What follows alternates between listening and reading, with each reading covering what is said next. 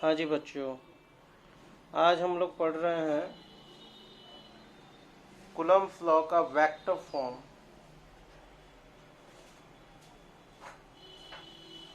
Coulomb's law को vector form में represent करने के लिए 3 मेथड है, जिसमें हम पहला मेथड पढ़ रहे हैं। यहाँ देखिए Q1 चार्ज है, Q2 चार्ज है। Q1 चार्ज ने Q2 को रिपल किया, Q2 चार्ज ने Q1 को रिपल किया। जैसे Q2 चार्ज को Q1 ने रिपल किया तो उस रिपल्सन के फोर्स को हम F21 लिख रहे हैं। इस F21 का मतलब भी हमको लिखना होगा, force on charge 2 by charge 1। उसी प्रकार Q2 चार्ज ने Q1 चार्ज को रिपल किया और इसको हम नाम दे देंगे, जिस पे लगा उसको पहले लिख दिया, जिसके द्वारा लगा उसको बाद में लिख दिया। रिप्रेजेंटेशन का तरीका सीख लीजिए आप लोग।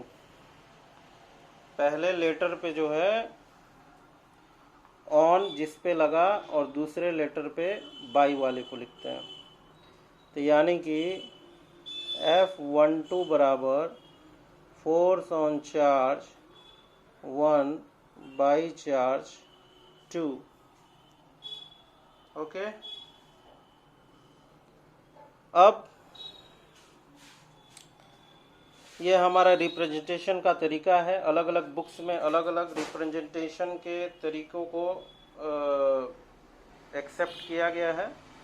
तो ये कोई रूल नहीं है कि ऑन वाले को पहले लिखना है, बाई वाले को बाद में लिखना है, लेकिन हम इसी मेथड को यहाँ पे लेके चलेंगे।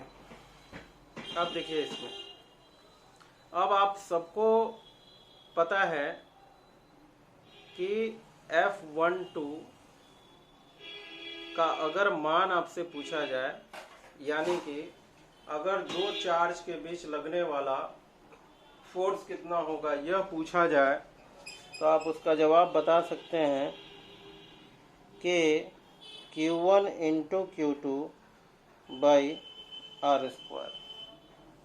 बीच का डिस्टेंस हमने R माना है।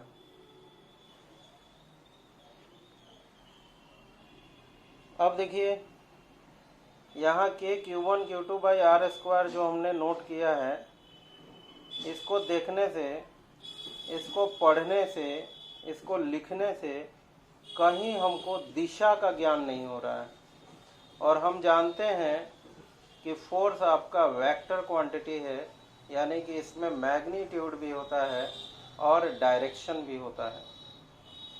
लेकिन यहाँ पे हम सिर्फ मैग्नीट्यूड लिख पाए हैं, डायरेक्शंस को नहीं लिखा है। तो डायरेक्शंस को हम कैसे लिखें भाई? तो आपको याद होगा 11th क्लास में हमने पढ़ा होगा यूनिट वेक्टर। यूनिट वेक्टर वह वेक्टर होता है जिसका मैग्नीट्यूड 1 होता है और जिसकी दिशा निश्चित होती है। यूनिट वेक्टर से आप किसी भी चीज़ को जब आप मल्टीप्लाई कर देते हो तो उसके मैग्नीट्यूड पे कोई प्रभाव नहीं पड़ता है, लेकिन जिस राशि से आपने मल्टीप्लाई किया है वह राशि वेक्टर बन जाती है, वह क्वांटिटी वेक्टर बन जाती है। तो यहाँ जो 1 पे लगा है 2 के द्वारा, उसका मैग्नीट्यूड हमने लिखा है। अब इसमें हमको डायरेक्शन देना है। तो आपको याद होगा 11th क्लास में यूनिट वेक्टर को हम ऐसे लिखते थे, जैसे ए यूनिट वेक्टर का फॉर्मूला हम ऐसे लिखते थे, वेक्टर भागा वेक्टर का मैग्नीट्यूड। ये फॉर्मूला है। उसी तरह अगर हम यहाँ अगर बात करें, अगर इस फॉर्मूले को देखें तो ए वेक्टर बराबर हो जाएगा वेक्टर ए का magnitude Guna a unit vector. 11th में नहीं पढ़े हैं तो दिक्कत होगा। आप मैग्नीट्यूड को ऐसे भी लिखते हैं, डबल लेटर तो दे ही दिया, ये डबल लाइन तो दे ही दिया। अगर लाइन आप नहीं देना चाहते हैं तो वेक्टर साइन को हटा दीजिए, वो मैग्नीट्यूड लिखने का तरीका हो गया। तो यहाँ आपने क्या सीखा? यहाँ आपने सीखा कि किसी भी स्केलर क्वांटिटी को, किसी भी मैग्नीट्यूड को जब यूनिट वेक्टर से हम गुना कर देते हैं तो वह क्या बन जाता है, वेक्टर बन जाता है। जैसे यहाँ पे ये मैग्नीट्यूड है, इसको अगर हम यूनिट वेक्टर से गुना कर दें तो ये चीज़ वेक्टर बन जाएगा।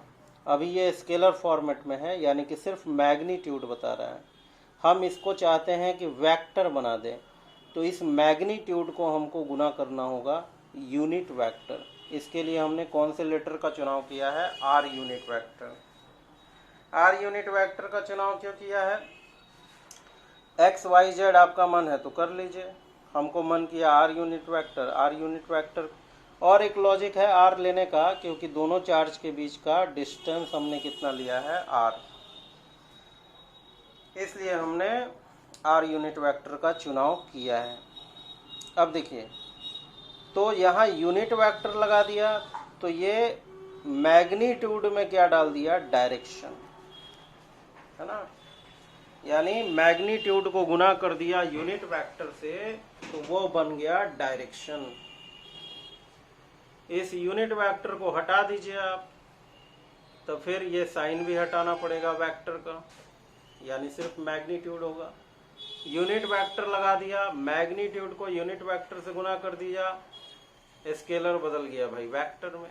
यानी कि अब इसको पढ़ने से आपको क्या पता चल जाएगा, 1 पे लगा है 2 के द्वारा, जिसका मैग्नीट्यूड इतना है और उस मैग्नीट्यूड की दिशा भी है।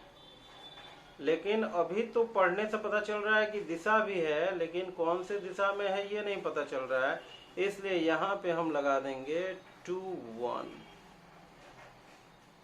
क्यों लगाया 2 1, जरा फिर से चित्र देखिए।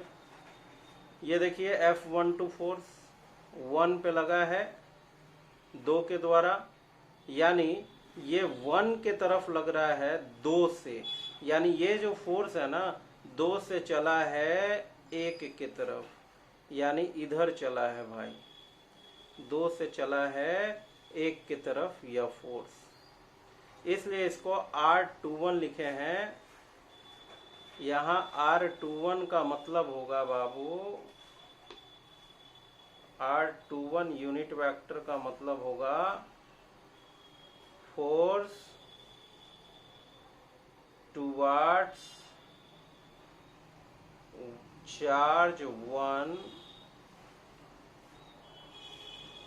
From charge 2। यानी इसमें जैसे यहाँ पे ऑन बाई वाला आपको बताए थे, पहला लेटर का मतलब है उस पर लगा, दूसरा लेटर का मतलब उसके द्वारा लगा। उसी तरह यूनिट वेक्टर में निरूपण अलग हो जाएगा, जो पहला लेटर है मतलब वहां से चला, और जो दूसरा लेटर है मतलब उस तरफ गया, यानी फ्रॉम वाला पहले लिखेंगे और टुवर्ड्स वाला बाद में लिखेंगे। ये बात, ये सिंबल याद रखें आप लोग, है ना, इस नोटेशन का मतलब क्या है ये याद रखना आपको, ठीक है। Okay,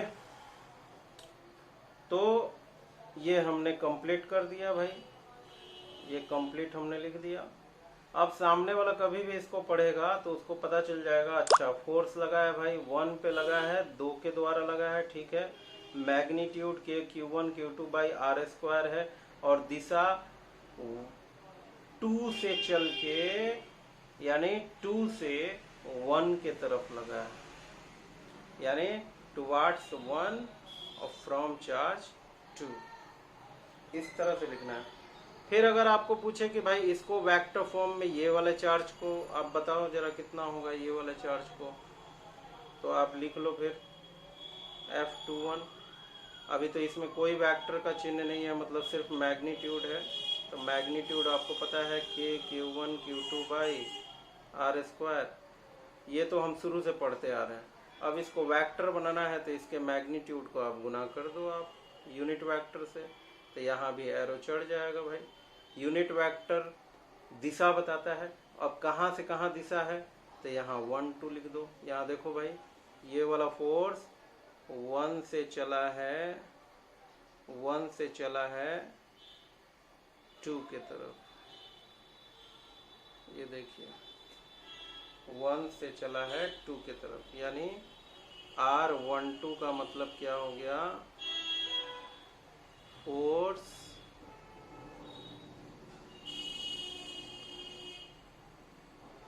towards charge 2 from charge 1। तो ये भी वेक्टर फॉर्म हो गया आपका। तो ये था मेथड नंबर 1, ठीक है, ये मेथड नंबर आपका 1 था।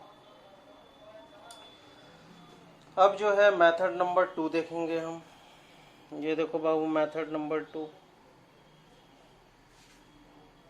कूलम्ब्स के वेक्टर फॉर्म का मेथड नंबर 2। अब आपको अभी हमने पढ़ाया एफ वेक्टर 1 2 को कैसे लिखा जाता है भाई, के Q1 Q2 by r square r unit vector 2 1। और यूनिट वेक्टर का अभी जस्ट फॉर्मूला भी आपको पढ़ाया था हमने, एफ वेक्टर 1 2 बराबर के Q1 Q2 by r square. अभी देखिए फॉर्मूला इसका पढ़ा था यूनिट वेक्टर का, क्या था, वेक्टर लिख दो अब भागा वेक्टर का मैग्नीट्यूड लिख दो। ये फॉर्मूला से आ गया यूनिट वेक्टर के Q1 Q2 by r square r vector 2 1 भागा।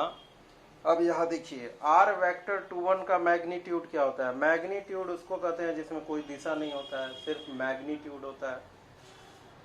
तो इसको आप ऐसे भी लिख सकते हो और इसी चीज को आप ऐसे भी लिख सकते हो, मतलब दिशा वाली सभी चीजें हटा दी। दिशा कौन कौन इसमें दिखा रहा है, एरो दिखा रहा है, 2 दिखा रहा है, 1 दिखा रहा है, यानी सब दिशा वाली चीजें हटा दी तो आर हो गया भाई, है ना।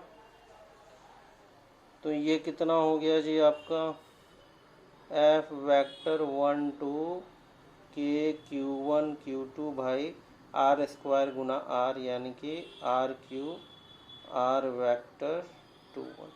तो ये मेथड नंबर 2 का फॉर्मेट आ गया, जो कि मेथड नंबर 1 से ही आया है। ये ध्यान में रखना है आपको, कुछ नहीं है। आपको दिक्कत हुआ होगा 11th जो नहीं पढ़े हैं यहीं फंस रहे होंगे। अरे भाई यूनिट वेक्टर का फॉर्मूला होता है, जैसे ये आर यूनिट वेक्टर 2 1 है ना, तो आर वेक्टर 2 1 भागा आर वेक्टर 2 1 का मैग्नीट्यूड।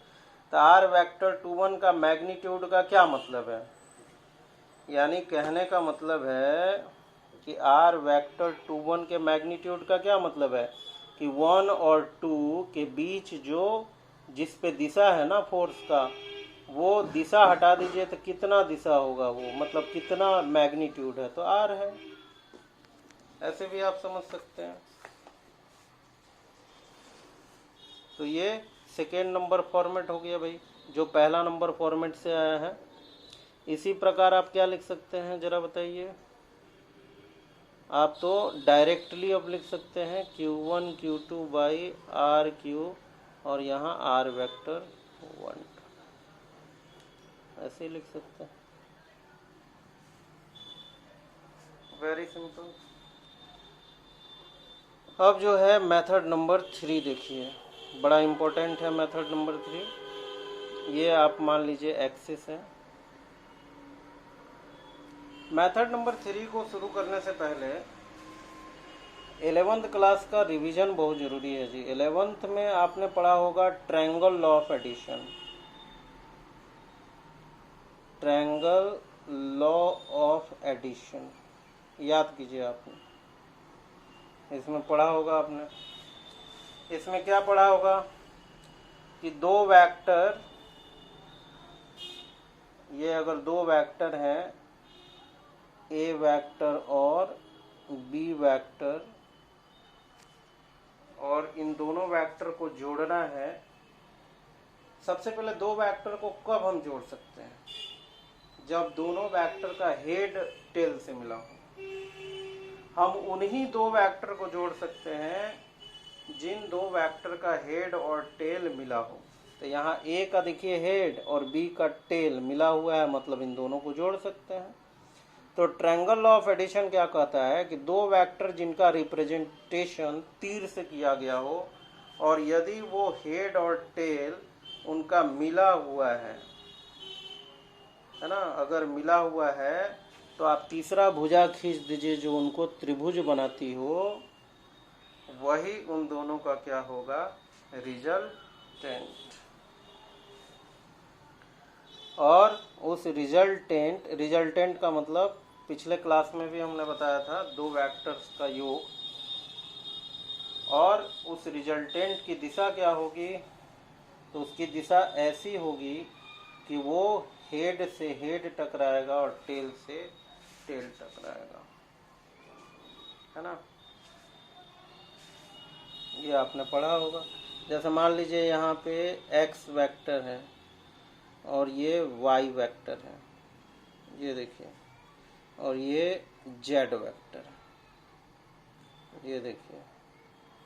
अब यहाँ तीन वेक्टर है, तीनों वेक्टर में आप पहचानिए। तो भाई तीनों वेक्टर में आपको पहचानना है कि कौन दो वेक्टर जोड़ा गया है और कौन रिजल्टेंट है। जैसे यहाँ रिजल्टेंट हमने आपको बता दिया, r वेक्टर बराबर इसको कैसे लिख सकते हैं, a vector plus b vector. उसी तरह यहाँ देख के आपको बताना है कौन रिजल्टेंट है। z वेक्टर बराबर x vector plus y vector लिखें, या x वेक्टर बराबर y vector plus z vector लिखें, या y वेक्टर बराबर x vector plus z vector लिखें। ये आपको करेक्ट ऑप्शंस बताना है। तो कुछ नहीं करना है बाबू, इसमें दो वेक्टर, उन्हीं दो वेक्टर को जोड़ा गया होगा जिनका हेड और टेल मिला होगा। तो आप देखिए किसका हेड और टेल, या रिजल्टेंट सीधे देख लीजिए कौन सा है। रिजल्टेंट हमेशा वही होता है जिसका हेड हेड से मिलता है और टेल टेल से। तो y वेक्टर पे जरा ध्यान दीजिए, y का हेड z के हेड से मिलने जा रहा है, y का टेल x के टेल से मिलने जा रहा है। मतलब यहाँ हो ना हो भाई, कौन रिजल्टेंट है, y। अगर आप कहते हैं z रिजल्टेंट है तो देखिए है कि नहीं। तो z का हेड जो है y के हेड से मिल रहा है, अच्छी बात है। लेकिन z का टेल x के टेल से ना मिलके हेड से मिल रहा है, मतलब z रिजल्टेंट नहीं है। रिजल्टेंट हमेशा याद रखना, रिजल्टेंट का हेड हेड से मिलता है, रिजल्टेंट का टेल टेल से मिलता है। ये हमेशा याद रखना, है ना। तो यहाँ आप आराम से बता सकते हैं कि किसका रिजल्टेंट, कौन से दो वेक्टर को जोड़ा है और कौन सा यहाँ रिजल्टेंट है। तो रिजल्टेंट वह है जिसका हेड हेड से मिला है और टेल टेल से मिला है, मतलब y है वो। ये देखिए हेड हेड से मिलने जा रहा है और टेल टेल से, मतलब यहाँ y वेक्टर बराबर x vector plus z vector हम लिख सकते हैं। तो ध्यान से आप इसको देखिए। अब यहाँ देखो बाबू, अब एक और उदाहरण आपको हम दे देते हैं।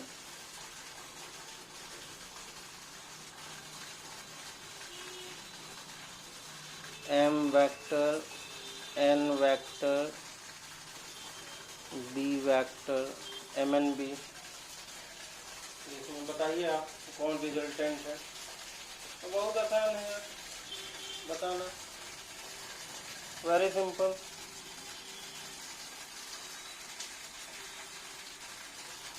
कैसे बताओगे, बताओ। देख लो ना कौन वेक्टर का हेड हेड से मिल रहा है और टेल टेल से मिल रहा है। जैसे आप ले लीजिए m वेक्टर, तो m वेक्टर का हेड टेल देखो तो m वेक्टर का टेल n के टेल से मिल रहा है, m वेक्टर का हेड b वेक्टर के हेड से मिल रहा है। उसी तरह b वेक्टर देखिए, b वेक्टर का हेड m के हेड से मिल रहा है, b वेक्टर का टेल n वेक्टर के हेड से मिल रहा है, मतलब b रिजल्टेंट नहीं है।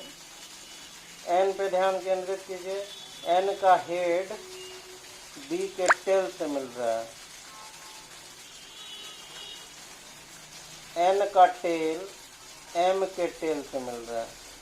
तो यहाँ भी हेड टेल से मिल रहा है, यहाँ भी टेल टेल से मिल रहा है, ये नहीं होगा रिजल्टेंट। रिजल्टेंट कौन होगा, जिसका हेड हेड से मिले और टेल टेल से मिले। तो ये यहाँ पे एक ही एक वेक्टर है m, जिसका हेड b वेक्टर के हेड से मिल रहा है, जिसका टेल n वेक्टर के टेल से मिल रहा है। मतलब यहाँ m ही रिजल्टेंट है, मतलब इसको आप ऐसा लिख सकते हैं। तो इसी ट्रायंगल लॉ पे हमारा आधारित है बाबू मेथड नंबर 3, कूलम्ब्स लॉ का मेथड नंबर 3। तो इसमें देखिए क्या है, ये हमने एक्सेस बनाया है, x axis, y axis, z axis, आप जानते हैं। यहाँ पे बाबू एक चार्ज है Q1, यहाँ पे एक चार्ज है Q2, इसको R1 वेक्टर बोल दिए, इसको R2 वेक्टर बोल दिया हमने। ये R1 वेक्टर Q1 चार्ज का लोकेशन दिखा रहा है, ये R2 वेक्टर Q2 चार्ज का लोकेशन दिखा रहा है। इसलिए यहाँ R1 वेक्टर को हम बोल देंगे पोजीशन वेक्टर। पोजीशन वेक्टर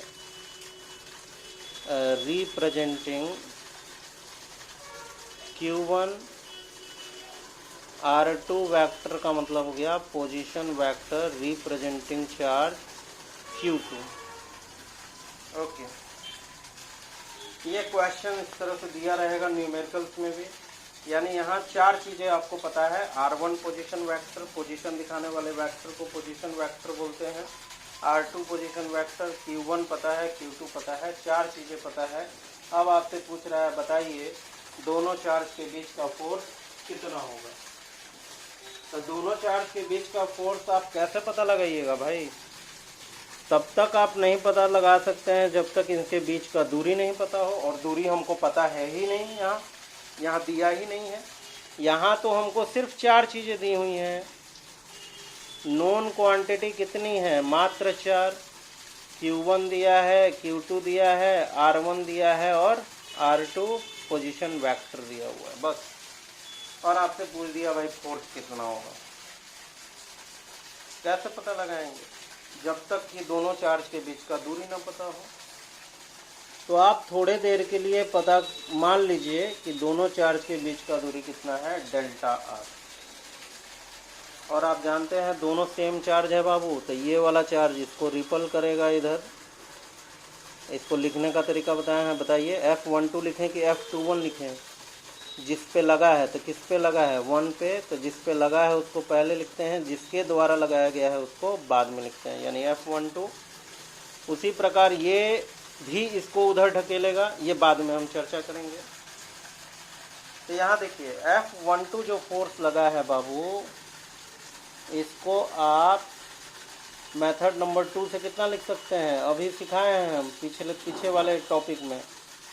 आप लिख सकते हैं इसको Q1 Q2 by RQ R vector 21।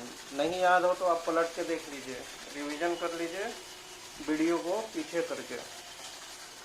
इतना लिखे थे मेथड नंबर 2 में। अब इससे एक स्टेप और आगे जाएंगे तो मेथड नंबर 3 का कूलम्ब्स वेक्टर रिप्रेजेंटेशन होगा। अब देखिए इसको क्या पढ़ेगा सामने वाला आदमी? 1 पे लगा है 2 के द्वारा, जिसका मैग्नीट्यूड इतना है और जिसकी दिशा, पहला वाला क्या होता है फ्रॉम, और दूसरा वाला क्या होता है टुवार्ड्स। मतलब 1 के तरफ लगा है 2 से, मतलब इस दिशा में लगा है बाबू, इस दिशा में 2 से 1 के तरफ लगा है, सॉरी 2 से फ्रॉम, पहला लेटर फ्रॉम, दूसरा लेटर टुवार्ड्स, मतलब 1 के तरफ लगा है 2 से, 1 की तरफ लग रहा है 2 से, यानी कि Q2 से चला है Q1 की तरफ। तो Q2 से बाबू चला है Q1 की तरफ, तब कैसे होगा जी? इसकी दिशा 2 से 1 की तरफ है। अब ऐसा हम लिख रहे हैं यहाँ पे, ठीक है। ये मेथड नंबर 2 से हमने लिखा। लेकिन आप जरा ध्यान दीजिए, मेथड नंबर 2 में बाबू, मेथड नंबर जो 2 था, जो आपका मेथड नंबर 2 था उसमें दूरी हमने कितना माना था दो चार्ज के बीच, r माना हुआ था। ये वाला, ये चित्र ध्यान रखें आप, ये r माना था, दो चार्ज के बीच का दूरी r माना था। लेकिन अभी तो हम r नहीं माने हैं, अभी हम क्या माने हैं, डेल्टा r। तो मेथड नंबर 2 से जो ये फॉर्मूला हम बना के लाएं, इस फॉर्मूला में कुछ चेंज होना चाहिए भाई। पहले वाले जो चित्र में हमने दूरी लिया था वो r लिया था, तो यहाँ दूरी डेल्टा r है, तो यहाँ r को रिप्लेस क्या कर देंगे भाई, डेल्टा r से। ये देखिए सिंपल सी बात है, क्योंकि अभी डेल्टा r माना है हमने। हाँ, यहाँ देखिए अब डेल्टा r तो अननोन है भाई, इसको हम कैसे प्राप्त करें, कैसे ज्ञात करें भाई डेल्टा r का मान। तो देखिए ट्रायंगल लॉ का हम इस्तेमाल करेंगे। यहाँ पे देखिए, बताइए जरा R2, R1 और डेल्टा r तीनों में रिजल्टेंट कौन है। तो रिजल्टेंट वही होगा जिसका हेड हेड से टकराएगा और टेल टेल से टकराएगा।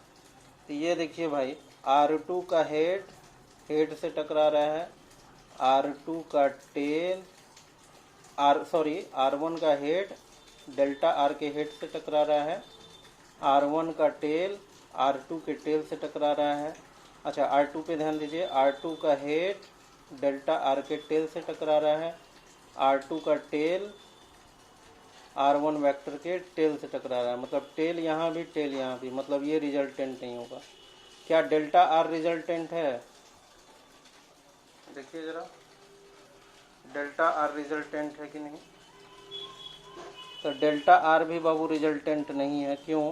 क्योंकि डेल्टा r का हेड इसके हेड से टकरा रहा है, लेकिन डेल्टा r का टेल इसके हेड से टकरा रहा है।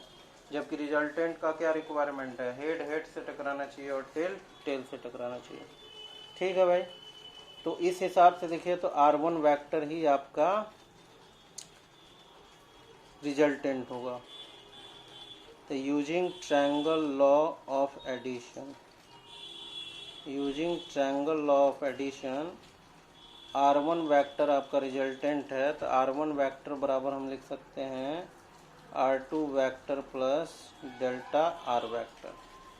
अरे डेल्टा R21 वही बात हुआ, लिख दीजिए यहाँ डेल्टा R21, क्योंकि 2 से गया है 1 की तरफ, इसलिए इसको 21 लिखेंगे, यहाँ लिखे नहीं है। R1 हमको पता है, R2 भी पता है, डेल्टा R21 नहीं पता है, तो फिर पता चल ही जाएगा भाई। 3 में से 2 हमको पता है, 1 नहीं पता है, तो आराम से पता चल जाएगा। ये देखिए R1 vector minus R2 vector, तो हमको डेल्टा R21 का मान पता चल गया। अब डेल्टा R21 का मान आप रख दीजिए F12 में, हमको वैल्यू मिल जाएगा भाई, बड़े आराम से मिल जाएगा। तो F12 वेक्टर बराबर KQ1 Q2 बाई, अब देखिए यहाँ डेल्टा R क्यूब था, यहाँ डेल्टा R वेक्टर था, तो यहाँ क्यूब वेक्टर का ना स्क्वायर कर सकते हैं ना क्यूब कर सकते हैं, क्योंकि दिशा का स्क्वायर क्या होगा, उत्तर स्क्वायर क्या होगा, नथिंग। तो यहाँ डेल्टा R क्यूब है ना बाबू, तो फिर वेक्टर का तो हम क्यूब नहीं कर सकते हैं, लेकिन वेक्टर के मैग्नीट्यूड का कर सकते हैं। तो डेल्टा R के जगह पे हम क्या रख देंगे, magnitude of R1 vector minus R2 vector, ये का होल क्यूब, और ब्रैकेट में यहाँ R1 vector minus R2 vector. ये हो गया भाई फॉर्मेट आपका कंप्लीट। ये मेथड नंबर 3 है। ठीक है,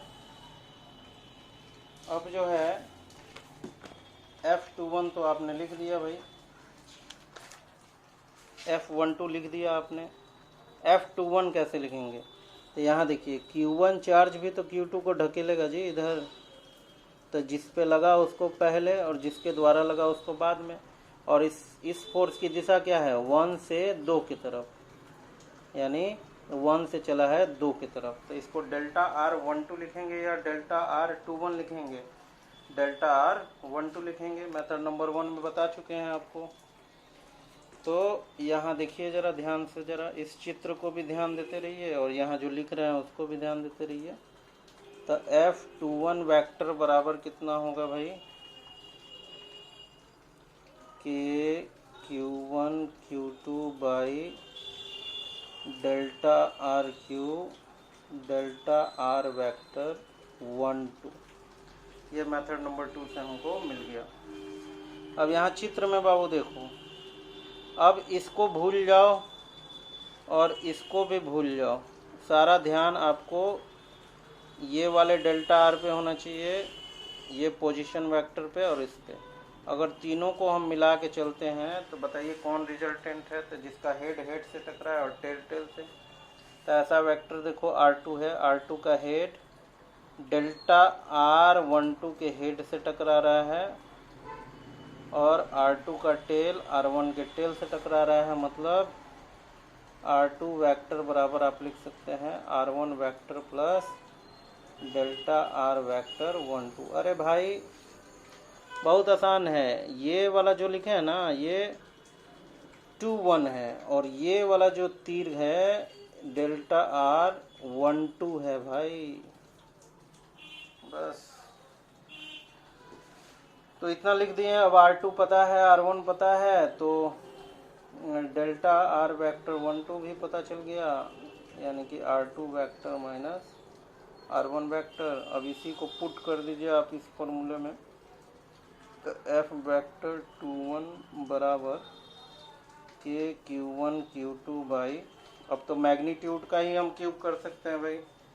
तो डेल्टा R12 का मान इतना है भाई, ये दोनों सेम है, इसका ही ना ये मैग्नीट्यूड है। ऐसा नहीं कि यहाँ कटा दो, इसी चीज़ का वेक्टर फॉर्म है, इसी चीज़ का मैग्नीट्यूड है।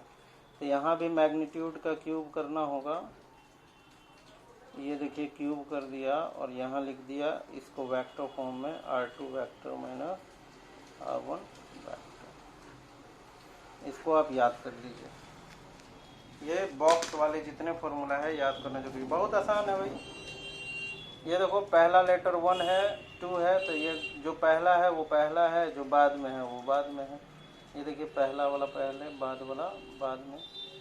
फिर यहाँ 2 1 है तो देखिए 2 2 बाद वाला 1 2 पहले बाद वाला 1। ठीक है, आगे के क्लासेस में हम इक्विलिब्रियम ऑफ चार्ज आपको पढ़ाएंगे। धन्यवाद।